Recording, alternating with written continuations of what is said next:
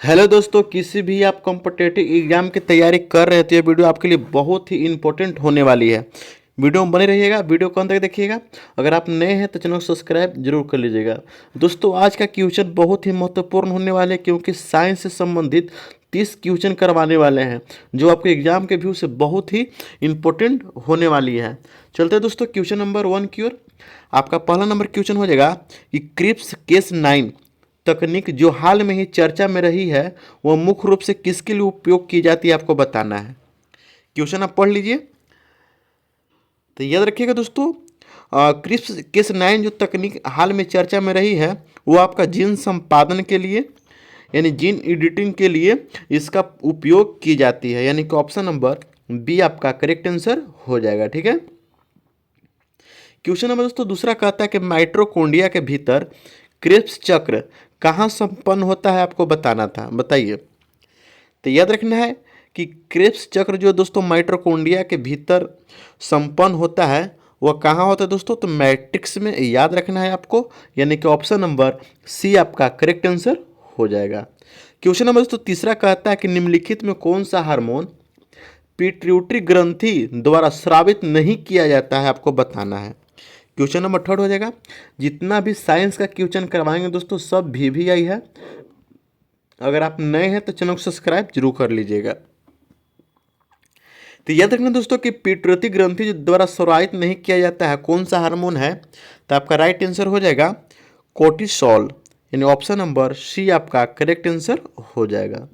Question number 4 कहता है कि मानव शरीर में बी कोशिकाओं और टी कोशिकाओं का मुख्य कार्य क्या है, आपको बताना है। क्वेश्चन नंबर 4 हो जाएगा आपका। तो याद रखना है शरीर में रोगजनकों से बचाना इसका मुख्य कार्य होता है, यानी कि ऑप्शन नंबर बी आपका करेक्ट आंसर हो जाएगा। क्वेश्चन नंबर दोस्तों 5 कहता है कि आनुवांशिक में एपिजेनेटिक्स का अर्थ क्या होता है, आपको बताना है। क्वेश्चन नंबर 5 हो जाएगा। तो याद रखना है एपिजेनेटिक्स का जो अर्थ होता है दोस्तों वो आपका क्या हो जाएगा, जीन अभिव्यक्ति में परिवर्तन जो DNA अनुक्रम को नहीं बदलते, इसका ये अर्थ हो जाएगा, यानी ऑप्शन नंबर बी आपका करेक्ट आंसर हो जाएगा। जितने भी क्वेश्चन करवा रहे हैं दोस्तों सब आपका VVI है, वीडियो में बने रहिएगा। ठीक है। क्वेश्चन नंबर दोस्तों छठा कहता है कि प्रकाश संश्लेषण की अप्रकाशिकीय अभिक्रिया कहाँ होती है दोस्तों, आपको बताना है। ठीक है। तो याद रखना है ये स्ट्रोमा में होती है, यानी कि ऑप्शन नंबर बी आपका करेक्ट आंसर हो जाएगा। क्वेश्चन नंबर दोस्तों 7 कहता है कि निम्नलिखित में कौन सा एंजाइम DNA के टुकड़े को जोड़ने का कार्य करती है, आपको बताना है। क्वेश्चन नंबर 7 हो जाएगा। तो याद रखना है दोस्तों DNA के एंजाइम जोड़ने का जो कार्य करता है वो आपका कौन करता है, तो लिगेज, यानी कि ऑप्शन नंबर सी आपका करेक्ट आंसर होने वाला है। क्वेश्चन नंबर दोस्तों 8 का आता है कि प्रयाण क्या होते हैं दोस्तों, आपको बताना है। क्वेश्चन नंबर 8 है आपका। तो याद रखना है प्रयाण एक संक्रामक प्रोटीन है, यानी कि ऑप्शन नंबर ए आपका करेक्ट आंसर हो जाएगा। ठीक है। क्वेश्चन नंबर दोस्तों 9 कहता है कि टेलोमेयर का छोटा होना किस प्रक्रिया से सीधे संबंधित है, आपको बताना है। क्वेश्चन नंबर 9 हो जाएगा आपका। तो आप पढ़ लीजिए दोस्तों, ऑप्शन आपका ये रहा। ठीक है। तो याद रखना दोस्तों टेलोमेयर का जो छोटा होना होता है दोस्तों वो उम्र को बढ़ाना होता है, यानी कि ऑप्शन नंबर बी आपका करेक्ट आंसर हो जाएगा। ठीक है। क्वेश्चन नंबर दोस्तों 10 कहता है कि स्तनधारियों में यूरिया चक्र शरीर के किस अंग में होता है, आपको बताना है। क्वेश्चन नंबर 10 आपका ये रहा। तो बताएंगे दोस्तों जो यूरिया चक्र होता है दोस्तों शरीर के किस अंग में होता है, तो यकृत में होता है, यानी लीवर में, यानी कि ऑप्शन नंबर बी आपका करेक्ट आंसर हो जाएगा। क्वेश्चन नंबर दोस्तों 11 है, फिजिक्स से क्वेश्चन है। कहता है कि हाइजेनबर्ग के अनिश्चितता में के सिद्धांत के अनुसार किन दो गुणों को एक साथ सटीक रूप में नहीं मापा जा सकता है, आपको बताना है। क्वेश्चन आप पढ़ लीजिए क्वेश्चन नंबर 11।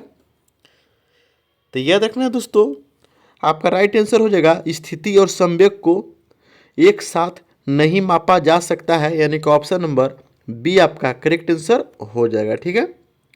क्वेश्चन नंबर दोस्तों 12 कहता है क्वांटम उलझाव की घटना का क्या अर्थ है, आपको बताना है। क्वेश्चन नंबर 12 हो जाएगा आपका।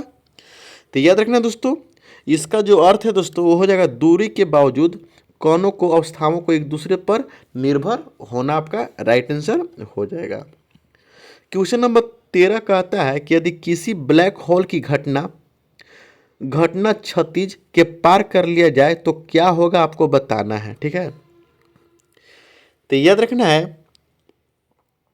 प्रकाश भी बाहर नहीं निकल पाएगा। ये आपका हो जाएगा ऑप्शन नंबर बी आपका करेक्ट आंसर होने वाला है। क्वेश्चन नंबर 14 कहता है कि एंट्रोपी शब्द भौतिकी के किस नियम से संबंधित है, आपको बताना। बहुत भी क्वेश्चन है, बहुत बार एग्जाम में पूछा भी गया है, तो याद रखना है ऊष्मा गतिकी का द्वितीय नियम है, यानी कि ऑप्शन नंबर बी आपका करेक्ट आंसर हो जाएगा। ठीक है, क्वेश्चन नंबर 15 का आता है कि प्रकाश का व्यक्तीकरण की घटना क्या दर्शाती है, दोस्तों आपको बताना है। ठीक है, क्वेश्चन नंबर 15 हो जाएगा। तो यह देखना है प्रकाश की तरंग की प्राकृतिक बताता है, यानी कि ऑप्शन नंबर बी आपका करेक्ट आंसर हो जाएगा। क्वेश्चन नंबर 16 कहता है कि परमाणु रिएक्टर में मंदक के रूप में किसका उपयोग किया जाता है, दोस्तों आपको बताना है। क्वेश्चन नंबर 16 हो जाएगा आपका। तो याद रखना है भारी जल यानी D2O को प्रयोग किया जाता है, यानी कि ऑप्शन नंबर बी आपका करेक्ट आंसर हो जाएगा। ठीक है, क्वेश्चन नंबर 17 कहता है कि फोटो इलेक्ट्रिक प्रभाव के लिए अल्बर्ट आइंस्टीन को नोबेल पुरस्कार दिया गया था। बहुत अच्छा क्वेश्चन है। ठीक है, यह प्रभाव क्या सिद्ध करता है, दोस्तों आपको बताना था। क्वेश्चन नंबर 17 पढ़ लीजिए, बहुत भी एक क्वेश्चन है दोस्तों, आपको एग्जाम में पूछ भी सकता है कि अल्बर्ट आइंस्टाइन को नोबेल पुरस्कार दिया गया था, दोस्तों किसके लिए दिया गया था, तो फोटो इलेक्ट्रिक प्रभाव के लिए दिया गया था। आपका ये भी क्वेश्चन बन सकता है। ठीक है, लेकिन क्वेश्चन कह रहा है दोस्तों यह प्रभाव क्या सिद्ध करता है, तो हम देखेंगे दोस्तों यह प्रकाश क्वांटम यानी फोटोन से बना है, यह सिद्ध करता है, यानी कि ऑप्शन नंबर बी आपका करेक्ट आंसर हो जाएगा। ठीक है, क्वेश्चन नंबर 18 कहता है कि सुपर कंडक्टिविटी यानी कि अति चालकता की स्थिति में सामग्री का विद्युत प्रतिरोध कितना होता है, आपको बताना है। क्वेश्चन नंबर 18 हो जाएगा। तो याद रखना दोस्तों बहुत ही अधिक होगा, यानी कि ऑप्शन नंबर बी आपका करेक्ट आंसर होने वाला है। ठीक है, क्वेश्चन नंबर दोस्तों 19 कहता है कि रमन प्रभाव प्रकाश के किस गुण से संबंधित है, आपको बताना है। क्वेश्चन नंबर 19 हो जाएगा। तो याद रखना है मेरे प्यारे दोस्तों जो रमन प्रभाव है दोस्तों वो आपका प्रकीर्णन से है, यानी कि ऑप्शन नंबर बी आपका करेक्ट आंसर होने वाला है। ठीक है, क्वेश्चन नंबर 19 कहता है हिग्स बोसोन कण का अवसर क्या कहा जाता है, आपको बताना है। 20 नंबर देख लीजिए। तो याद रखना है गोड पार्टिकल कहा जाता है, यानी कि ऑप्शन नंबर बी आपका करेक्ट आंसर हो जाएगा। क्वेश्चन नंबर तो रसायन विज्ञान से देखते हैं। 21 नंबर है कि ओजोन परत के क्षरण के लिए मुख्य रूप से जिम्मेदार फ्री रेडिकल कौन सा है, आपको बताना है। क्वेश्चन नंबर 21 रहेगा। तो याद रखना है दोस्तों फ्री रेडिकल जो होता है दोस्तों वो आपका क्लोरीन रेडिकल होता है, यानी कि ऑप्शन नंबर बी आपका करेक्ट आंसर हो जाएगा। ठीक है, क्वेश्चन नंबर 22 कहता है दोस्तों कि निम्नलिखित में कौन सा तत्व एम्फोटेरिक ऑक्साइड बनाता है, आप देख लीजिए। Question number 22। तो याद रखना दोस्तों इसका आंसर हो जाएगा आपका ऑप्शन नंबर सी एल्युमिनियम बनाता है, यानी कि ऑप्शन नंबर सी आपका करेक्ट आंसर हो जाएगा। क्वेश्चन नंबर 23 कहता है कि बकमिस्टर फुलेरिन में कार्बन के कितने परमाणु होते हैं, आपको बताना है। क्वेश्चन नंबर 23 रहा। तो याद रखिएगा 60 कार्बन परमाणु होते हैं, यानी कि ऑप्शन नंबर सी आपका करेक्ट आंसर हो जाएगा। क्वेश्चन नंबर 24 कहता है कि भारी जल यानी हैवी वाटर का अनुभार कितना होता है, दोस्तों आपको बताना है।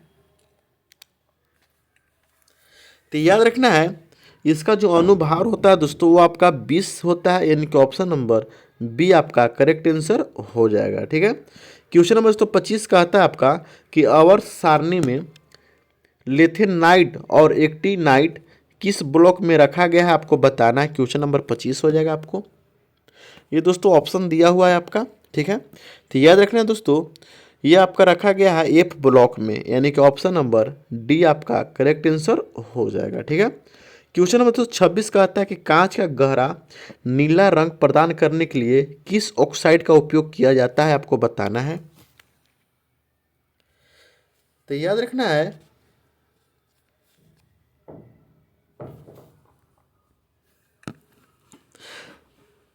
कांच का जो गहरा नीला रंग प्रदान करने के लिए किस ऑक्साइड का प्रयोग किया जाता है? तो याद रखना दोस्तों आपका कोबाल्ट ऑक्साइड का, यानी कि ऑप्शन नंबर ए आपका करेक्ट आंसर हो जाएगा। ठीक है, क्वेश्चन नंबर तो 27 कहता है कि आदर्श गैस समीकरण, ठीक है, यानी कि आइडियल गैस इक्वेशन का क्या है दोस्तों, आपको बताना है। आदर्श गैस समीकरण क्या है दोस्तों, फार्मूला आपको बताना है। तो याद रखना दोस्तों, प्यारे दोस्तों, वो होता है पीबी बराबर NRT, यानी कि ऑप्शन नंबर ए आपका करेक्ट आंसर हो जाएगा। आपको इसको याद करना है दोस्तों, भी आइए। ठीक है, क्वेश्चन नंबर दोस्तों अगला कहता है कि सिरके में मुख्य रूप से कौन सा अम्ल होता है, आपको बताना है। ठीक है, क्वेश्चन नंबर 28 हो जाएगा। तो याद रखना सिरका में जो अम्ल होता है दोस्तों वो आपका एसिटिक अम्ल होता है, यानी कि ऑप्शन नंबर बी आपका करेक्ट आंसर हो जाएगा। क्वेश्चन नंबर 29 कहता है कि नाभिकीय विखंडन में कौन सा आइसोटोप ईंधन के रूप में उपयोग होता है, आपको बताना है। तो याद रखना दोस्तों वो आपका हो जाएगा U-235, यानी कि ऑप्शन नंबर बी आपका करेक्ट आंसर हो जाएगा। क्वेश्चन नंबर 30 का आता है दोस्तों आपका कि जीनॉन गैस को किस अन्य नाम से भी जाना जाता है। आपका क्वेश्चन नंबर 30 हो जाएगा, सबसे लास्ट क्वेश्चन है। तो याद रखना है ये स्ट्रेजर गैस के नाम से भी जाना जाता है, यानी कि ऑप्शन नंबर बी आपका करेक्ट आंसर हो जाएगा। दोस्तों ये वीडियो कैसा लगा कमेंट करके जरूर बताइएगा। अगर आप नए हैं तो चैनल को सब्सक्राइब, शेयर और लाइक करना मत भूलिएगा। मिलते हैं दोस्तों नेक्स्ट वीडियो में, देखते रहिए जीके वाला ऑफिशियल।